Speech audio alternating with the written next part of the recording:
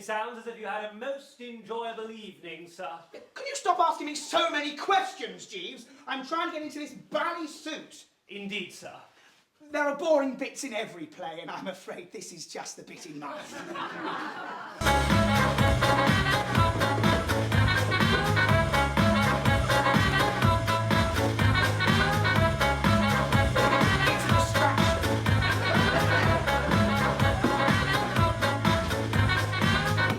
I entered my drawing room. I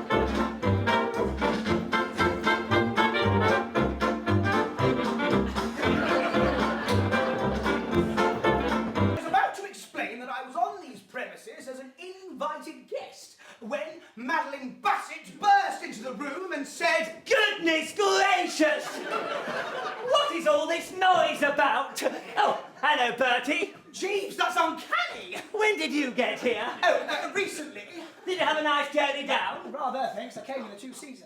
Oh, you must be quite exhausted. No, I'm all good, thanks. Rather not. Well, tea will be ready soon. I see you've already met Daddy. What? You mean to tell me you know this young man? Why? I've just caught him trying to steal my cow creamer. Oh, really, Daddy? This is my very good dear friend, Mr. Wooster. They bore him into Lady Melisandre's presence on a litter, and he had strength enough just to reach out and touch her hand. And then he died.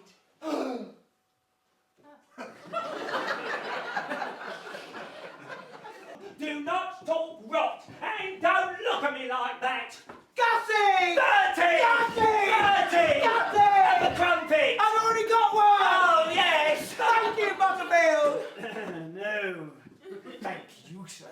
I took the, train down to London and placed my problem in front of Jeeves, who said that disinclination to speak in public is due to a fear of one's audience. Are you afraid of them, Gussie? Oh, no, no. We do not fear those who we despise.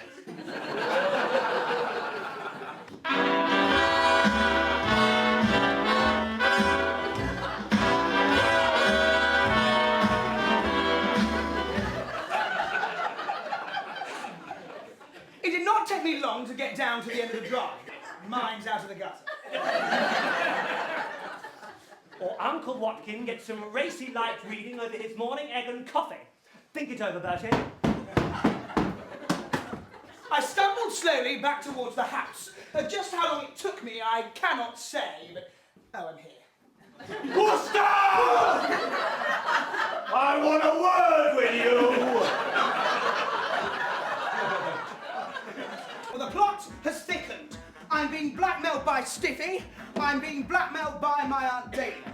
And if I carry out their demands, I'll be beaten black and blue by Spode. I might not get out of this one alive. Get ready to buy lots of delicious alcohol. Jeeves, cue interval!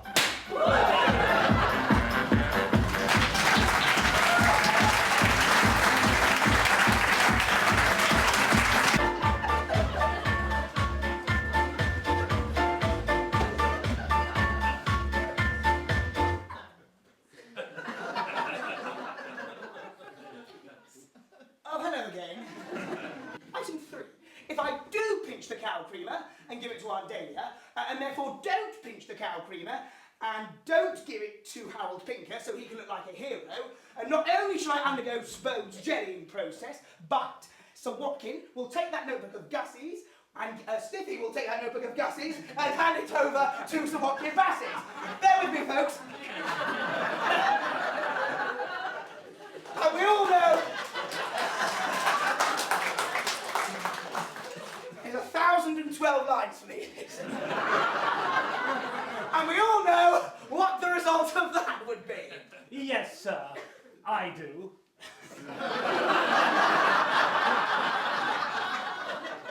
You would be expected to marry Miss Madeline Bassett. Well, yeah, you are, Jeeves. That's the setup. Indeed, sir. Unfortunately, at that moment, Spode attempted to enter my guest room, and he was now getting as wide as he was villainous. Thank God! That's not all! I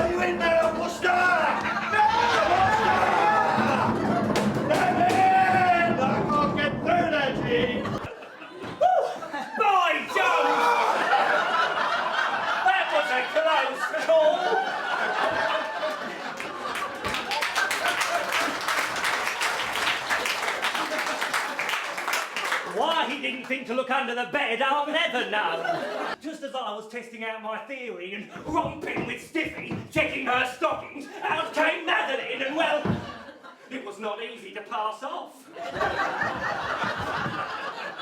As a matter of fact, I didn't pass it off. Bertie, how are you on knotting sheets? Lock that door! No, watch me deal with him, Gussie. It will amuse you. Oh, please, Bertie! Take the door! No, I welcome his No, please, don't let him in! Don't let him in! Break the door! I knew you were here!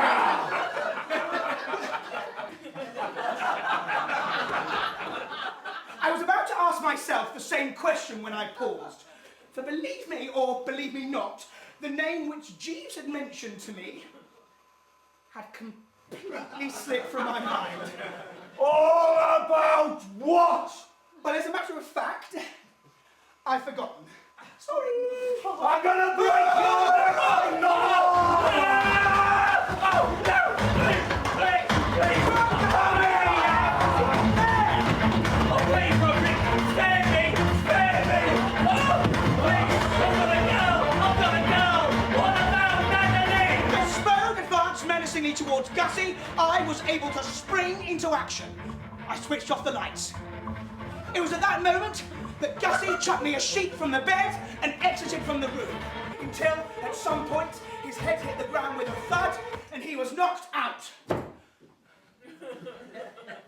Spode? Spode!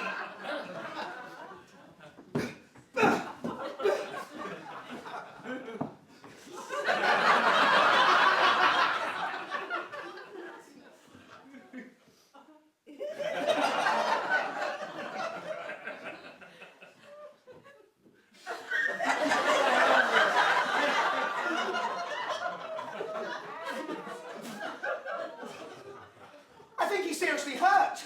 No, not Mr. Wooster. Anyone but Mr. Wooster. Believe me, my dear niece, you are talking such nonsense. You must have completely misunderstood me. Oh, please, sit down again one moment. I have no prejudice against this young man, Pinker. No, I like and respect him. Oh, yes, and if you really feel your happiness lies in becoming his wife, I do. Then I'm the last man to stand in your way. Oh, Uncle Watkin, I'm so happy I could cry. I'll go and tell Harold the good news now. Yes, do marry the Reverend Harold Pinker. The alternative would make the uncle to a newt impersonating lunatic.